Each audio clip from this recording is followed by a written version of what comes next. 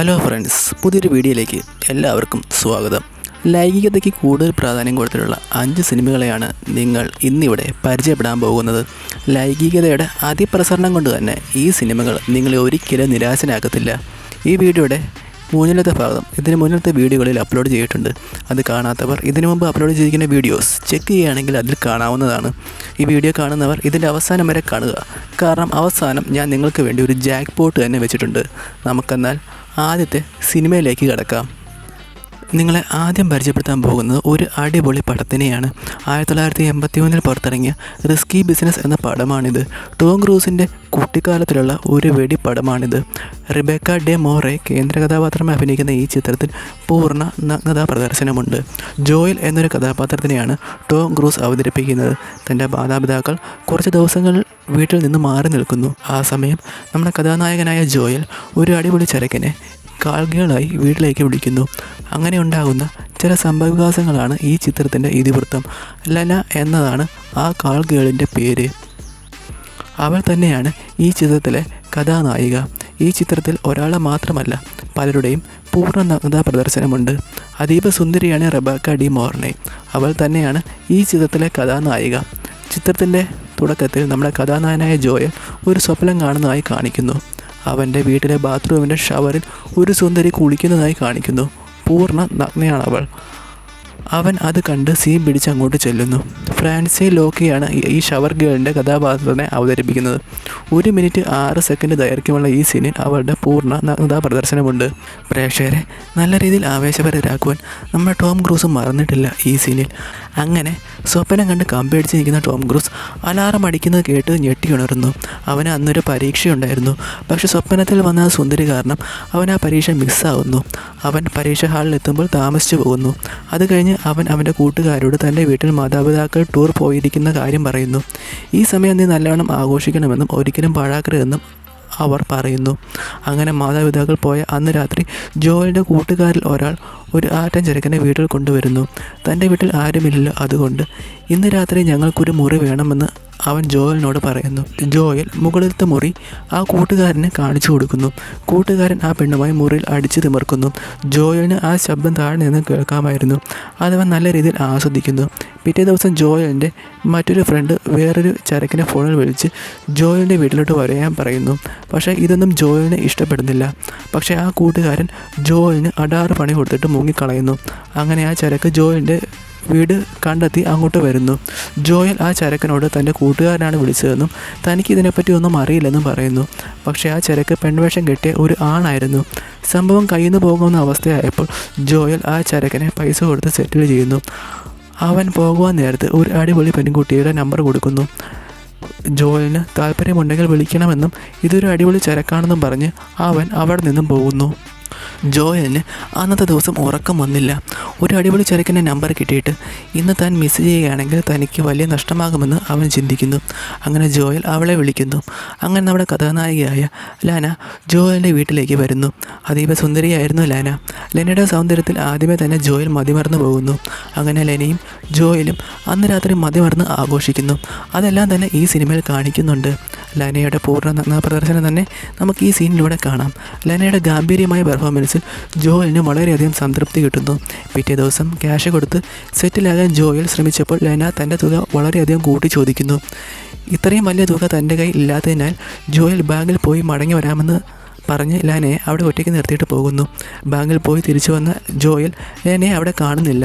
തൻ്റെ വീട് അരിച്ചു പറക്കിയപ്പോൾ അമ്മയുടെ ലക്ഷങ്ങൾ വിലമതിക്കുന്ന ഡയമണ്ട് റിംഗ് നഷ്ടപ്പെട്ടതായി ജോയൽ മനസ്സിലാക്കുന്നു. ലെന തന്നെയാണ് അത് മോഷ്ടിച്ചതെന്ന് ജോയൽ ഉറപ്പിക്കുന്നു. ജോയലിൻ്റെ നെഞ്ച് പടപടാന്ന് ഇടിക്കുവാൻ തുടങ്ങുന്നു. തൻ്റെ അമ്മ ഇക്കാര്യം അറിഞ്ഞാൽ തൻ്റെ കാര്യം പോക്കാണെന്ന കാര്യം അവനെ ഭയപ്പെടുത്തി. ജോയൽ തൻ്റെ വീട്ടിൽ നടന്ന കാര്യം തൻ്റെ കൂട്ടുകാരനോട് പറയുന്നു. അങ്ങനെ അവർ ലെനയെ തപ്പി ഇറങ്ങുന്നു. ലെന പോകുവാൻ സാധ്യതയുള്ള ഇടങ്ങളെല്ലാം അവർ തിരക്കുന്നു. അങ്ങനെ ഒരു ഹോട്ടലിൽ വെച്ച് ജോയൽ ലെനയെ കണ്ടുമുട്ടുന്നു. ജോയലിനെ മനസ്സിലാക്കിയ ലെന വെപ്രാളത്തോടെ അവൻ്റെ അടുക്കളോട്ട് ചെല്ലുന്നു. തനിക്കൊരു സഹായം വേണമെന്നും വേഗം വണ്ടി എടുക്കണമെന്നും ലെന ജോയലിനോട് പറയുന്നു. ആ സമയം ഒരാൾ ലെനയെ തോക്ക് ചൂണ്ടി ഭീഷണിപ്പെടുത്തുന്നു. ജോയൽ പെട്ടെന്ന് വണ്ടി എടുക്കുന്നു. ഒരു കാർ ചേസിങ്ങിലൂടെ ജോയൽ ലെനയെ രക്ഷിക്കുന്നു. ലെനയെ കൊല്ലുവാൻ ശ്രമിച്ചത് ആരാണെന്ന് ജോയൽ തിരക്കുന്നു. അത് ഹോട്ടലിലെ മാനേജറാണെന്നും ഒരു വഴക്കുണ്ടായതിൻ്റെ പേരിലാണ് തന്നെ കൊല്ലുവാൻ ശ്രമിച്ചതെന്നും ലെന പറഞ്ഞു ഒപ്പിക്കുന്നു. അന്ന് രാത്രി ലെന ജോയലിൻ്റെ വീട്ടിലാണ് കിടന്നത്. പിറ്റേ ദിവസം രാവിലെ ലെന ജോയലിന് ഭക്ഷണം ഉണ്ടാക്കി കൊടുക്കുന്നു. എന്നാൽ ലെനയുടെ സൽക്കാരമൊന്നും വേണ്ടെന്നും വേഗം ആ ഡയമണ്ട് റിംഗ് തന്നതിന് ശേഷം വീട്ടിൽ നിന്ന് പോകുവാൻ ജോയൽ ലെനയോട് പറയുന്നു. എന്നാൽ ആ ഡയമണ്ട് റിംഗ് വീണ്ടെടുക്കുവാൻ തനിക്ക് കുറച്ച് സമയം വേണമെന്ന് ലെന പറയുന്നു. ജോയൽ അതിന് സമ്മതിക്കുന്നു. തൻ്റെ വീട്ടിൽ നിന്നും ഇനിയൊന്നും മോഷ്ടിക്കരുതെന്ന് ജോയൽ ലെനയോട് പറയുന്നു. അങ്ങനെ ലെനയ്ക്ക് തൻ്റെ വീട്ടിൽ നിൽക്കുവാൻ ജോയൽ അനുവാദം കൊടുക്കുന്നു. പിറ്റേ ദിവസം ജോയൽ സ്കൂളിൽ പോകുന്നു. സ്കൂളിലിരിക്കുമ്പോഴും ജോയലിൻ്റെ നെഞ്ച് പടപടാന്ന് ഇടിക്കുകയായിരുന്നു. വീട്ടിൽ തിരിച്ചെത്തിയ ജോയൽ കാണുന്നത് ലെന മറ്റൊരു പെൺകുട്ടിയെ തൻ്റെ വീട്ടിൽ വിളിച്ച് കയറ്റിയിരിക്കുന്നതാണ്. അത് കണ്ടപ്പോൾ ജോയലിന് ദേഷ്യം വരുന്നു. ജോയലിനെ രഹിപ്പിക്കാൻ വേണ്ടി ലെന പല പരിപാടികളും ചെയ്യുന്നു. ഈ സിനിമയിലെ മെയിൻ ഹൈലൈറ്റ് ലെനയും ജോയലും തമ്മിൽ ബസ്സിൽ വെച്ച് നടത്തുന്ന ചില പരിപാടികളാണ്. ലെനയുടെ സൗന്ദര്യം മുഴുവനും ഒപ്പിയെടുക്കാൻ അവർക്ക് ഇതിലൂടെ സാധിച്ചിട്ടുണ്ട്. ലെനയുടെ നഗ്നതാ പ്രദർശനവും പിന്നെ അവളുടെ ചില മാസ്മരിക പ്രകടനവും കാരണം ഈ സിനിമ കാണുന്ന പ്രേക്ഷകർക്ക് ഒരിക്കലും നിരാശനായേണ്ടി വരികയില്ല. ഇതൊരു കോമഡി ക്രൈം കളി കാറ്റഗറിയിൽ പെടുന്ന ഒരു സിനിമയാണ്. അതുകൊണ്ട് തന്നെ ഇത് കാണുന്ന പ്രേക്ഷകർ ഒരിക്കലും ഈ സിനിമ മിസ് ചെയ്യരുത്. നിങ്ങൾ ഈ വീഡിയോ കാണുമ്പോൾ ഇതൊന്ന് ലൈക്ക് ചെയ്ത് കാണുക. നിങ്ങൾ ചെയ്യുന്ന ഓരോ ലൈക്കും കമൻറ്റുമാണ് ഇത്തരം പുതിയ സിനിമകൾ നിങ്ങളെ പരിചയപ്പെടുത്തുവാൻ എനിക്ക് പ്രചോദനമാകുന്നത്. നിങ്ങളെ രണ്ടാമത് പരിചയപ്പെടുത്താൻ പോകുന്നത് 1971 പുറത്തിറങ്ങിയ ചിത്രമായ സമ്മർ ഓഫ് 42 ആണ്. ജെന്നിഫർ ഓ നെയിൽ കേന്ദ്ര കഥാപാത്രമായി അഭിനയിക്കുന്ന ഈ ചിത്രത്തിൽ നഗ്നതാ പ്രദർശനമുണ്ട്. ഡൊറോത്തി എന്ന പട്ടാളക്കാരൻ്റെ ഭാര്യയായിട്ടാണ് അവൾ അഭിനയിക്കുന്നത്. ഒരു 14 വയസ്സുകാരൻ പയ്യൻ തൻ്റെ വെക്കേഷൻ ആഘോഷിക്കുവാൻ വേണ്ടി ഒരു ദ്വീപിൽ വരുന്നു. അവിടെ ഉണ്ടായിരുന്ന ഒരു സുന്ദരിയായ ചേച്ചിയോട് അവന് കാമം തോന്നുന്നു. ആ ചേച്ചിയാകട്ടെ ഒരു പട്ടാളക്കാരൻ്റെ ഭാര്യയും. അങ്ങനെ അവർക്കിടയിൽ പരിപാടികൾ നടക്കുന്നു. അതിനുശേഷം ഉണ്ടാകുന്ന സംഭവവികാസങ്ങളാണ് ഈ ചിത്രം പറയുന്നത്. ഗേരി ഗ്രിംസ് ആണ് ഇതിലെ 14 വയസ്സുകാരൻ്റെ വേഷം കെട്ടുന്നത്. ഹെർമി എന്ന കഥാപാത്രത്തിനെയാണ് അവൻ അവതരിപ്പിക്കുന്നത്. ചിത്രത്തിൻ്റെ തുടക്കത്തിൽ ഹെർമിയും അവൻ്റെ കൂട്ടുകാരും നാൻടക്കറ്റ് എന്ന ദ്വീപിലോട്ട് അവരുടെ വെക്കേഷൻ ആഘോഷിക്കുവാൻ വേണ്ടി വരുന്നു. അവിടെ വെച്ച് അവൻ നമ്മുടെ കഥാനായികയായ ഡൊറോത്തിയെ കാണുന്നു. ഡൊറോത്തിയുടെ വശ്യമനോഹാരിതയിൽ നമ്മുടെ കഥാനായകനും കൂട്ടുകാരനും വീഴുന്നു. അങ്ങനെ ഡൊറോത്തിയുടെ ആകാരഭംഗി ആസ്വദിക്കൽ അവരുടെ സ്ഥിരം പരിപാടിയായി. പക്ഷേ നമ്മുടെ കഥാനായകനായ ഹെർമി വളരെ സീരിയസ് ആയിട്ടാണ് അവളെ നോക്കിയിരുന്നത്. ആ ദ്വീപിലെ ബീച്ചിൽ 2 കമിതാക്കൾ അടിച്ചു നിവർക്കുന്നത് കണ്ടിട്ട് തങ്ങൾക്ക് ഈ അവസരം എപ്പോഴാണ് വരികയെന്ന് അവർ പരസ്പരം പറയുന്നു. ഇതിൻ്റെ ഇടയിൽ ആ കൂട്ടുകാർക്ക് ഒരു പുസ്തകം ലഭിക്കുന്നു. സ്ത്രീകളെ എങ്ങനെ വളയ്ക്കാമെന്നും അവർ തമ്മിൽ എങ്ങനെയൊക്കെ ബന്ധപ്പെടാമെന്നും നല്ല രീതിയിൽ വിശദീകരിച്ച് തന്നെ ആ പുസ്തകത്തിൽ പറയുന്നുണ്ട്. അതെല്ലാം ആ കൂട്ടുകാർ കുത്തിയിരുന്ന് വായിച്ചു തീർക്കുന്നു. പിറ്റേ ദിവസം നമ്മുടെ കഥാനായകനും കൂട്ടുകാരും ബോട്ടിൽ സഞ്ചരിക്കുമ്പോൾ കഥാനായികയായ ഡൊറോത്തി തൻ്റെ ഭർത്താവിനെ യാത്രയാക്കുന്നത് കാണുന്നു. ഇത്രയും നാൾ ഡൊറോത്തിയുടെ ഭർത്താവായ പട്ടാളക്കാരൻ കൂടെ ഉണ്ടായിരുന്നു. എന്നാൽ ഇനി അയാൾ കാണുകയില്ലെന്നും അതുകൊണ്ട് തന്നെ ഇനി ഡൊറോത്തിയുമായി സൗകര്യം പോലെ സംസാരിക്കാമെന്നും ഓർത്തപ്പോൾ കഥാനായകനായി ഹെർമിക്ക് സന്തോഷമാകുന്നു. ഡൊറോത്തിയുടെ അടിവസ്ത്രങ്ങൾ ഉണക്കുവാൻ വേണ്ടി അഴയിൽ വിരിച്ചിരിക്കുന്നത് കണ്ടിട്ട് ഹെർമിക്ക് വികാര നിർഭരനാകുന്നു. പിറ്റേ ദിവസം ഡൊറോത്തി സൺബാത്ത് ചെയ്യുവാൻ വേണ്ടി ബീച്ചിൽ വരുന്നു. ഡൊറോത്തിയെ കണ്ട് ഹെർമിയുടെ കൂട്ടുകാർ അവളോട് മിണ്ടുവാൻ പറയുന്നു. ഹെർമിയെ അങ്ങോട്ട് അങ്ങനെ അവർ തള്ളിവിടുന്നു. പക്ഷെ നാണം കാരണം ഹെർമിക്ക് അപ്പോൾ അവളോട് മിണ്ടുവാൻ സാധിച്ചില്ല. പിറ്റേ ദിവസം ചന്തയിൽ നിന്ന് സാധനം മേടിക്കുന്ന ഡൊറോത്തിയെ ഹെർമി കാണുവാൻ ഇടയാകുന്നു. ഇതാണ് പറ്റിയ അവസരമെന്ന് മനസ്സിൽ പ്ലാൻ ചെയ്ത് ഹെർമി അവളെ സഹായിക്കാമെന്ന വ്യാജേന അവളോട് മിണ്ടുവാൻ ചെല്ലുന്നു. ഹെർമി അവളുടെ സാധനങ്ങൾ എടുക്കുന്നു. ഒന്നും വേണ്ടെന്ന് ഡൊറോത്തി പറഞ്ഞുവെങ്കിലും ഹെർമി അത് കൂട്ടാക്കിയില്ല. അങ്ങനെ വീട്ടിലേക്ക് മടങ്ങി വരുന്ന വഴി ഹെർമി ഡൊറോത്തിയോട് സംസാരിച്ച് കമ്പനിയാകുന്നു. വീട്ടിലെത്തിയ ഡൊറോത്തി ഹെർമിക്ക് ഒരു കോഫി ഉണ്ടാക്കി കൊടുക്കുന്നു. ഇതെല്ലാം ഹെർമിയുടെ കൂട്ടുകാർ മറിഞ്ഞു നിന്ന് കാണുന്നുണ്ടായിരുന്നു. ഇനി എന്തെങ്കിലും ആവശ്യമുണ്ടെങ്കിൽ തന്നോട് പറയാൻ മടിക്കരുതെന്ന് പറഞ്ഞ് ഹെർമി അവിടെ നിന്ന് മടങ്ങുന്നു. വീട്ടിൽ നിന്ന് പുറത്തിറങ്ങിയ ഹെർമിയോട് ചുറ്റും കൂട്ടുകാർ വളയുന്നു. അവിടെ എന്തൊക്കെ നടന്നെന്നും കുറച്ച് ടിപ്സ് തനിക്കും കൂടെ പറഞ്ഞു തരാമോന്നും കൂട്ടുകാർ ഹെർമിയോട് ചോദിക്കുന്നു. എന്നാൽ അവിടെ ചായ കൂടി മാത്രമേ നടന്നുള്ളൂ എന്നും പറഞ്ഞിട്ട് കൂട്ടുകാർ വിശ്വസിക്കുന്നില്ല. പിറ്റേ ദിവസം ഹെർമിയും കൂട്ടുകാരും സിനിമ കാണുവാൻ വേണ്ടി സിനിമ കൊട്ടകയിൽ പോകുന്നു. അവിടെ വെച്ച് 3 പെൺകുട്ടികളെ അവർ കാണുന്നു. നല്ല അടിപൊളി ആറ്റം ചരക്കുകളാണെന്നും വളച്ചാൽ പെട്ടെന്ന് വീഴുമെന്നും മനസ്സിലാക്കിയവർ ആ പെൺകുട്ടികളുടെ ടിക്കറ്റ് അവർ എടുത്തു കൊടുക്കാമെന്നും പകരം അവർ കൂടെ ഇരിക്കണമെന്നും പറയുന്നു. അവർ അതിന് സമ്മതിക്കുന്നു. ആ സമയം നമ്മുടെ കഥാനായികയായ ഡൊറോത്തി അങ്ങോട്ട് വരുന്നു. ഈ ഞായറാഴ്ച ഹെർമി തൻ്റെ വീട്ടിലോട്ട് വരണമെന്നും അവിടെ കുറച്ചധികം പണികളുണ്ടെന്നും ഡൊറോത്തി പറയുന്നു. ഹെർമിയുടെയും ഡൊറോത്തിയുടെയും ചിരിച്ചുള്ള സംസാരം കേട്ടപ്പോൾ അവൻ്റെ കൂട്ടുകാർ ഡൊറോത്തി അവന് വളഞ്ഞുവെന്ന് തന്നെ ഉറപ്പാക്കുന്നു. സിനിമ കൊട്ടകൾ കയറി അവർ അടുത്തിരുന്ന പെൺകുട്ടികളുമായി കൈപ്പരിപാടികൾ തുടങ്ങുന്നു. അങ്ങനെ അതിൽ അത്യാവശ്യം നല്ല രീതിയിൽ തന്നെ സുഖം കണ്ടെത്തുന്നു. നമ്മുടെ കഥാനായകനും ഈ പരിപാടി നല്ല രീതിയിൽ തന്നെ ആസ്വദിക്കുന്നു. മടങ്ങുവാൻ നേരത്ത് അതിൽ ഉണ്ടായിരുന്ന ഒരു പെൺകുട്ടി ഹെർമിയുടെ കൂട്ടുകാരനോട് ചെയ്തൊന്നും പോരെ പോരെന്നും ബാക്കി കൂടി ചെയ്യുവാൻ വേണ്ടി രാത്രിയിൽ ബീച്ചിലോട്ട് വരുവാൻ പറയുന്നു. അത് കേട്ടപ്പോൾ ഹെർമിയുടെ കൂട്ടുകാരന് സന്തോഷമാകുന്നു. അന്ന് രാത്രി അടിച്ചുപൊളിക്കാൻ അവർ തീരുമാനിക്കുന്നു. പക്ഷേ അവന് എങ്ങനെ പരിപാടി നടത്തണമെന്നൊന്നും അറിയില്ലായിരുന്നു. അതുകൊണ്ട് അവൻ നേരത്തെ കിട്ടിയ ആ കൊച്ചു പുസ്തകം വായിച്ച് മനഃപാഠമാക്കുന്നു.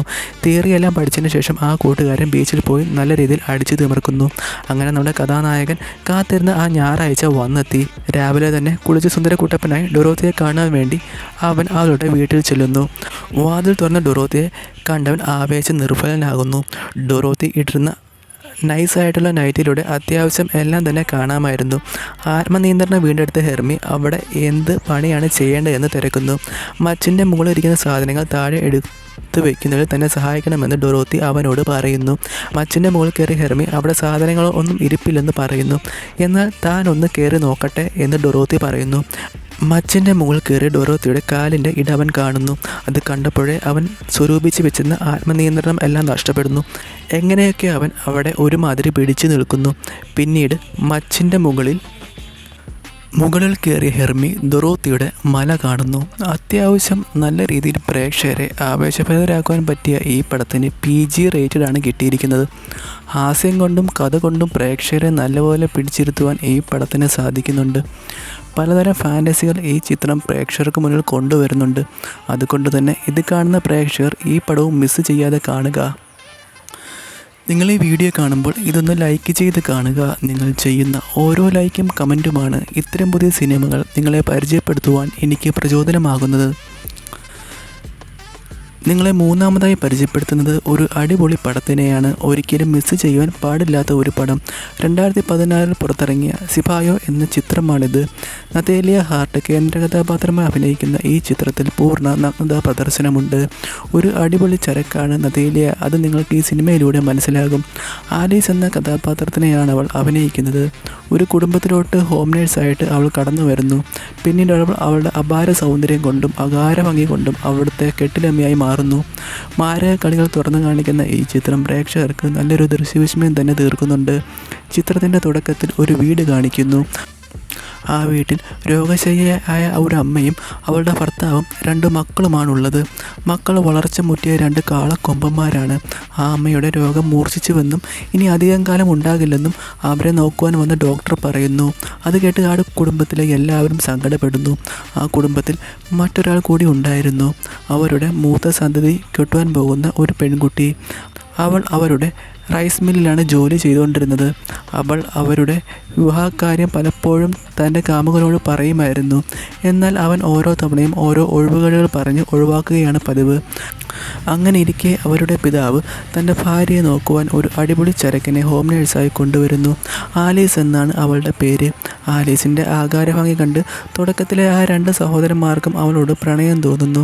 ആലീസ് അവരുടെ അമ്മയെ നന്നായി പരിചരിക്കുന്നു. ഇതിനിടയിൽ അവരുടെ പിതാവിന് ആലീസുമായി രഹസ്യ ബന്ധമുള്ളതായി കാണിക്കുന്നു. അവർ തമ്മിൽ നല്ല രീതിയിൽ കളി നടക്കുന്നു. അങ്ങനെ അവരുടെ മാതാവ് രോഗം മൂർച്ഛിച്ച് മരിക്കുന്നു. കുറച്ച് ദിവസങ്ങൾ കഴിഞ്ഞപ്പോൾ അവരുടെ പിതാവ് ആലീസിനെ തൻ്റെ വീട്ടിൽ കൊണ്ടുവരുന്നു. ഇത് തൻ്റെ പുതിയ ഭാര്യയാണെന്നും അതുകൊണ്ട് തന്നെ എല്ലാവരും ഇവളെ അനുസരിക്കണമെന്നും അയാൾ പറയുന്നു. അത് അയാളുടെ മക്കൾക്ക് ഇഷ്ടപ്പെടുന്നില്ല. പിതാവിൻ്റെ പുതിയ ഭാര്യയെ സ്വീകരിക്കുവാൻ അവർ ഒരുക്കമായിരുന്നില്ല. മാത്രമല്ല നല്ല അടിപൊളി ചരക്കാണ് അവൾ. സമയം കിട്ടുമ്പോൾ അവളെ എടുത്ത് പണിയണമെന്നും അവർ തീരുമാനിക്കുന്നു. അങ്ങനെ ഒരിക്കൽ ആലീസ് മൂത്ത സഹോദരനും മാത്രം വീട്ടിലുള്ള ഒരു സന്ദർഭമുണ്ടാകുന്നു. ആലീസ് കുളിക്കാൻ വേണ്ടി ബാത്തിങ് ടവൽ ഉടുത്തു പോകുന്നു. ഇത് കാണുന്ന മൂത്ത സഹോദരൻ കാമമൂത്ത് അവളുടെ പുറകെ വെച്ച് പിടിക്കുന്നു. എന്തോ ഒരു പ്രത്യേക സാഹചര്യത്തിൽ അവൾക്ക് ആ കുളിമുറിയുടെ പൂട്ട് ഇടുവാൻ സാധിക്കുന്നില്ല. മൂത്ത സഹോദരൻ തൻ്റെ രണ്ടാനമ്മയുടെ കുളിസീൻ മറഞ്ഞിരുന്ന് കാണുന്നു. അപാര മേനിയഴകായിരുന്നു ആലീസിന്. അത് നിങ്ങൾ ഈ സീൻ കണ്ട് തന്നെ ആസ്വദിക്കുക. ആലീസിൻ്റെ പൂർണ്ണ നഗ്നത തന്നെ ഈ സീനിലുണ്ട്.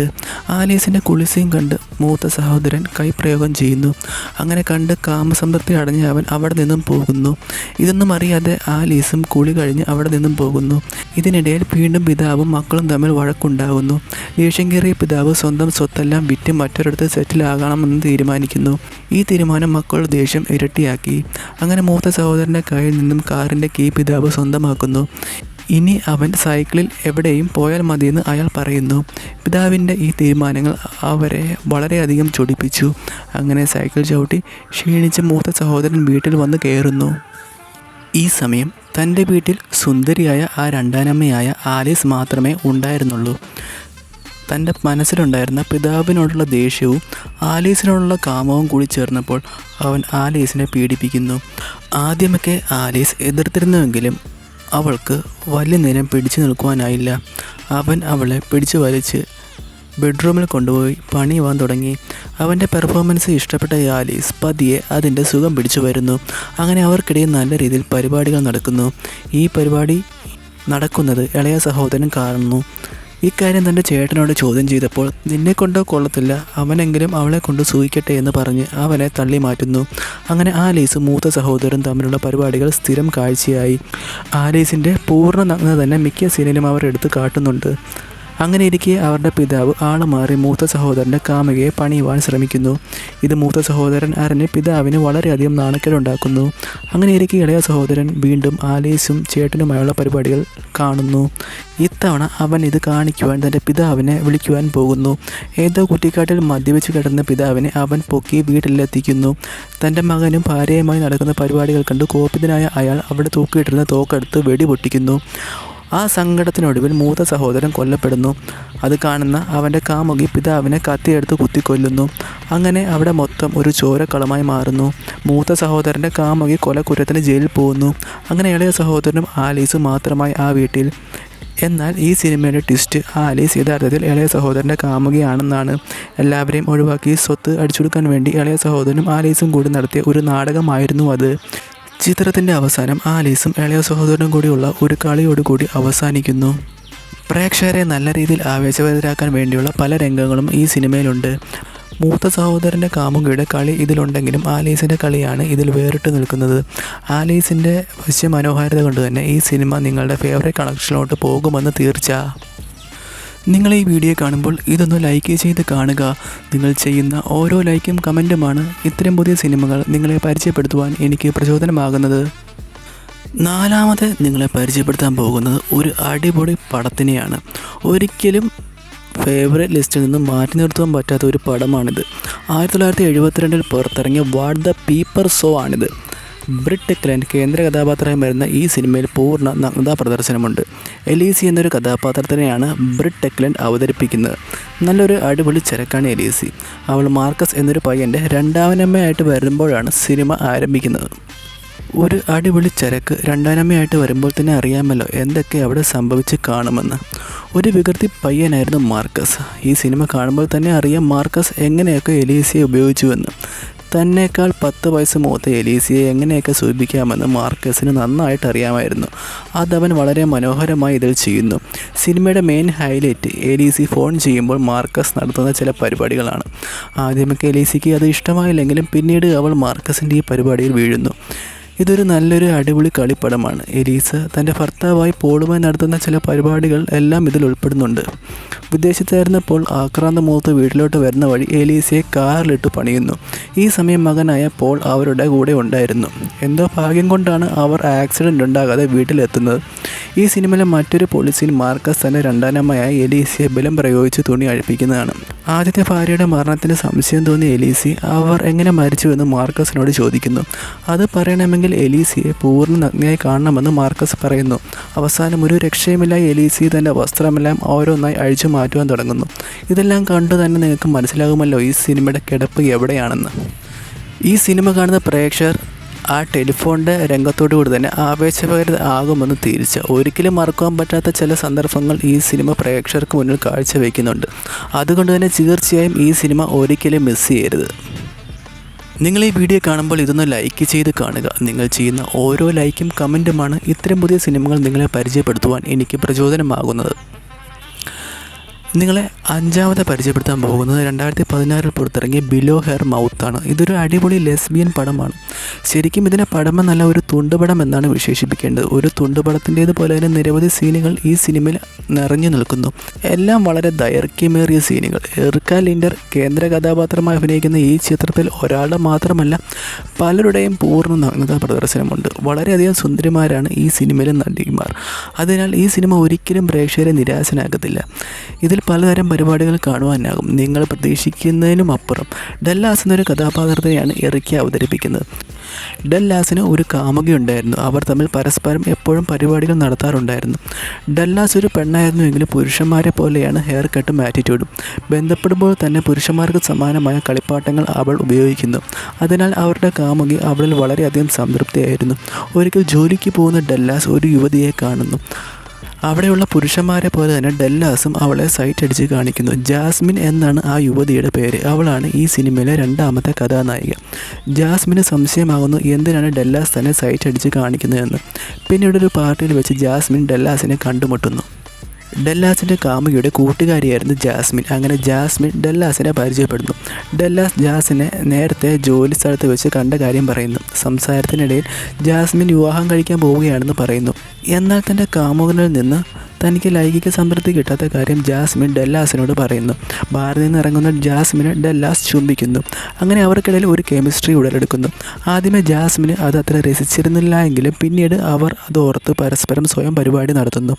തിരിച്ച് ഡല്ലാസിനും അതേ ഫീൽ തന്നെ. അവസാനം അങ്ങനെ അവർ പരസ്പരം ബന്ധപ്പെടുന്നു. ചില കളിപ്പാട്ടങ്ങൾ കൊണ്ട് ഡല്ലാസ് ജാസ്മിന് നല്ല രീതിയിൽ സംതൃപ്തി നേടിക്കൊടുക്കുന്നു. വളരെയധികം ദൈർഘ്യമേറിയ സീനുകൾ ഈ സിനിമയിലുണ്ട്. അതുകൊണ്ട് തന്നെ പ്രേക്ഷകർ നല്ല രീതിയിൽ തന്നെ ആവേശഭരിതരാകുമെന്ന് തീർച്ച. ഡല്ലാസ് ഒരു കളി വിരക്തിയാണ്. അവൾ പല സ്ത്രീകളുമായി ഈ സിനിമയിൽ ബന്ധപ്പെടുന്നുണ്ട്. ഒരു സിനിമ എന്നല്ല, ഒരു തുണ്ടുപടം എന്ന രീതിയിലാണ് നമുക്ക് ഈ പടത്തെ നോക്കിക്കാണാവുന്നത്. സൗന്ദര്യം നിറഞ്ഞ താരസുന്ദരിമാരെ കൊണ്ട് ഈ സിനിമ നല്ല രീതിയിൽ പ്രേക്ഷകരെ ആവേശഭരിതരാക്കുമെന്ന് തീർച്ച. നിങ്ങൾക്ക് ഈ വീഡിയോ ഇഷ്ടപ്പെടുകയാണെങ്കിൽ ഈ വീഡിയോ ലൈക്ക് ചെയ്യുക. നിങ്ങൾ ചെയ്യുന്ന ഓരോ ലൈക്കും കമൻറ്റുമാണ് ഇത്തരം പുതിയ സിനിമകൾ നിങ്ങളെ പരിചയപ്പെടുത്തുവാൻ എനിക്ക് പ്രചോദനമാകുന്നത്. ഇനി ഞാൻ അവസാനം പറഞ്ഞ ജാക്ക് പോളിൻ്റെ കാര്യം പറയാം. ആർക്കെങ്കിലും ഈ സിനിമകൾ കാണുവാൻ ആഗ്രഹമുണ്ടെങ്കിൽ വെറുതെ തപ്പി നടന്ന സമയം കളയണ്ട. ഞങ്ങളുടെ ഇൻസ്റ്റാഗ്രാം പേജ് ചെക്ക് ചെയ്യൂ. ലിങ്ക് താഴെ ഡിസ്ക്രിപ്ഷനിലും കമൻറ്റ് ബോക്സിലും കൊടുത്തിട്ടുണ്ട്. അപ്പോൾ പുതിയ വീഡിയോ ആയിട്ട് വരും വരെ ബൈ ബൈ.